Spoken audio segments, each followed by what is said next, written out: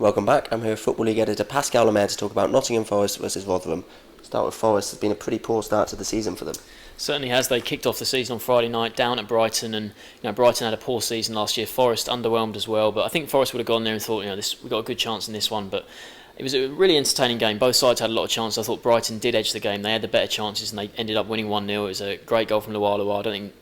Forest, look at the way they defended the goal, but I don't think you can blame the keeper for it. It was a great finish right into the corner across goal, and not the best start for them. They would have wanted to bounce back in the cup. They went to Walsall and it was an absolutely thrilling game. Sorry, Walsall went to Forest actually. It was an absolutely thrilling game. 4-3 it finished, and it was an absolute balmy end. Forest sort of equalised, got it to 3-3, and it looked like we'd be going to extra time, and then they give away a 95th minute penalty, I think it was. Careless challenge in the box.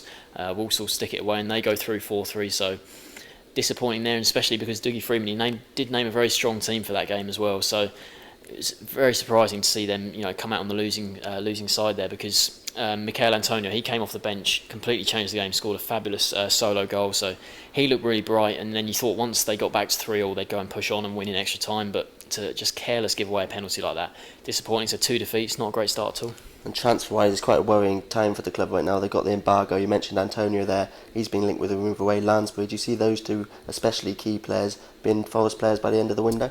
I see one of them being. I don't think they'll sell Antonio all summer.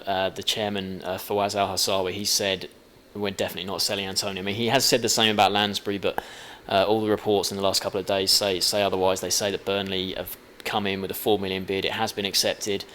And you probably say they're saying they don't need the money for the transfer embargo, but the thing is, if they sell Lansbury, then they probably lift the embargo by getting that money in. So you can see why they might do it. But Lansbury was a key player for them last season. Even in the Brighton game, he hit the post with a brilliant free kick.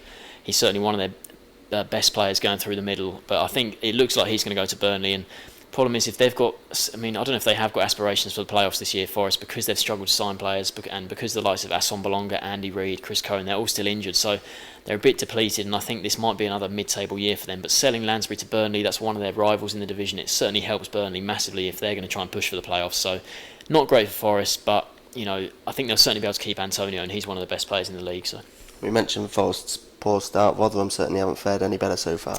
No, they didn't. First day of the season, they welcome MK Dons to the New York Stadium. MK Dons newly promoted, but you'd probably say of the three newly promoted sides, probably the weakest of the three, and they go there and win 4-1. MK Dons. It's not what you want on the first day of the season. Playing at home, losing 4-1 to a side that's only just come up from League One, a really, really bad start. Rotherham, they got back on level terms. It looked like they might be in the game, but then MK Dons blew them away straight away. I think it was 3-1 at half time, and they're never really in that game. They have since, recovered, in the cup. They played Cambridge and got a 1-0 win. Jordan Bowery got the goal, and I picked him out at the start of the season. He really needs to have a big year, because last summer they signed him. He was the club record signing from Aston Villa. I think it was about 2.5 million. Didn't score enough goals last season. Didn't really play enough. So he's obviously not impressing Evans on the training pitch at all, and he needs to come good. But the problem with Rotherham, I think, when you look at them, you look at their side, the side they started against MK Dons, there's just so many new faces there. They did the same last summer. They brought in a host of new players. It didn't work out. They've done it again this summer. At the back, the defence is basically a brand new defence, a new goalkeeper as well. It just seems too many changes, and the players that have come in don't look of the best quality. So I think for me, they'll be certainly down there come the end of the season. So both sides looking for their first points of the league season. Which way do you see it going? I'm going to pick Forest here. They've got a great recent record against Rotherham. They've won, they're unbeaten in 15 against Rotherham. And I think even though the Forest aren't playing too well at the moment, Rotherham, they're just not quite as good. So I'm just going to pick Forest 1-0 in this one. Sportsmore going for a 1-0 win for Nottingham Forest.